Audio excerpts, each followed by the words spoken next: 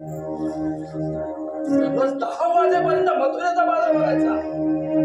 आज 12 वाजले तरी मथुरेचा बाजार भरलेला नाही. हे कपट कारस्थान कोणाचं असावे? आल्या लक्षात आपली बहीण देवकी तिची थाटामाटाने मिरवणूक काढत असता आकाशवाणी बोलती झाली, कौसा सावध हो, सावध हो, सावध हो. अरे ज्या बहिणीचे तू थाटामाटाने विवाह सोहळा पार पडलास, त्याच बहिणीच्या उदित जन्माला येणाऱ्या कॉलचा सर्वनाश करणार आहे.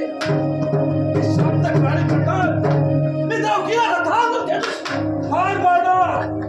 तर माझ्यापाशी वसुदेव माझ्यापाशी शरण आला आणि म्हणाला, राजा कंसा देवकीला एक वेळ जीवदान दे.